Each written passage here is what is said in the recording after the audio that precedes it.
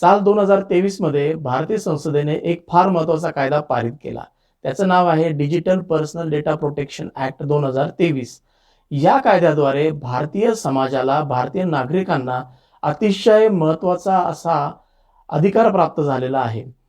त्यांचा जो काही पर्सनल डेटा म्हणजे त्यांची स्वतःची खाजगी माहिती, जसं त्यांचं नाव, पत्ता, आधार नंबर, जन्मतारीख आणि मोबाईल नंबर व इतर काही तत्सम माहिती जी काही डिजिटल प्लॅटफॉर्मवर उपलब्ध आहे, या सर्व माहितींचा कंट्रोल करण्याचा अधिकार, या सर्व माहितीवर निरीक्षण ठेवण्याचा अधिकार, तिचा कसा वापर होतोय किंवा चुकीच्या मार्गाने वापर तर नाही होत आहे, ही सगळं जाणून घेण्याचा अधिकार हा भारतीय नागरिकाला प्राप्त झालेला आहे.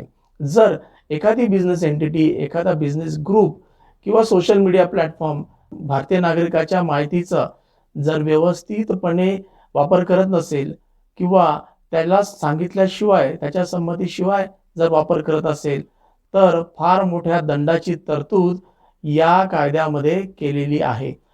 परंतु गडबड अशी आहे, की या कायद्याचे रूल्स अँड रेग्युलेशन्स अजूनही भारत सरकारने, केंद्र सरकारने बनवलेले नाही. त्यामुळे आपल्याला अजूनही कायद्याच्या अंमलबजावणीची वाट बघावी लागत आहे.